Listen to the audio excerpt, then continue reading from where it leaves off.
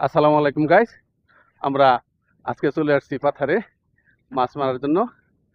দেখি মাছ পাওয়া যায় কিনা। আপনারা সকলেই দোয়া করবেন আর দেখতে থাকুন। আজকে আপনাদের সঙ্গে শেয়ার করব আমাদের গ্রামের একদম চেনা জানা কিন্তু ভীষণ আনন্দের একটি মুহূর্ত। আজকে আমরা আমাদের পাথারে সেচ দিয়ে মাছ ধরতে নেমেছি। গ্রামের জীবনের আনন্দ আসলে একটু অন্যরকম।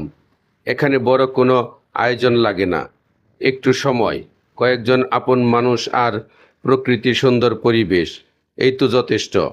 সকাল থেকে আমরা সবাই মিলে পাথারে সেচ দেওয়ার প্রস্তুতি নিয়েছি।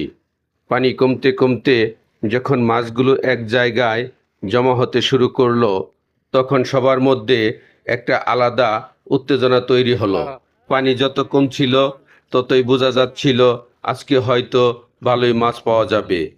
কেউ জাল নিয়ে প্রস্তুত, কেউ কোদাল নিয়ে কাদা সরাচ্ছে, আবার কেউ পানির মধ্যে মাছ খুঁজছে। আর মাছ যখন জালে উঠছিল তখন আনন্দটা সত্যিই বলে বোঝানোর মতো নয়।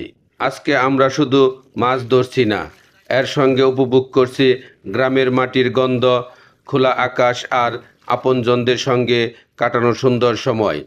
শহরের ব্যস্ত জীবনে এমন আনন্দ হয়তো অনেকের ভাগ্যে থাকে না, কিন্তু গ্রামের এই ছোট ছোট মুহূর্তগুলোই আমাদের মনে অনেক দিন ধরে জায়গা করে নেয়।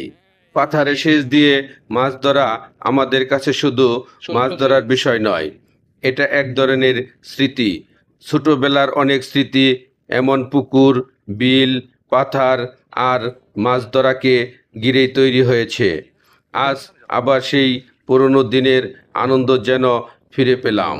সবচেয়ে ভালো লাগছে সবাই মিলে একসঙ্গে কাজ করছি, হাসি ঠাট্টা করছি এবং নিজেদের মধ্যে আনন্দ ভাগ করে নিচ্ছি।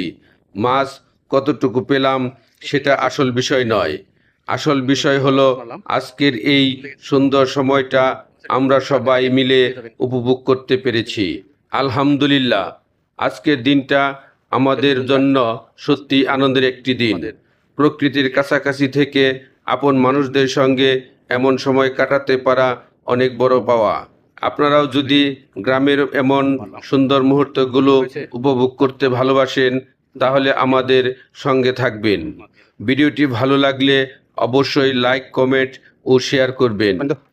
আর এমন গ্রামের জীবন, মাছ ধরা এবং প্রকৃতির সুন্দর মুহূর্ত দেখতে চাইলে পেজটি ফলো করে পাশে থাকবেন। সবাই ভালো থাকবেন, সুস্থ থাকবেন। আবারও দেখা হবে গ্রামের নতুন কোনো সুন্দর মুহূর্ত নিয়ে। আল্লাহ হাফেজ।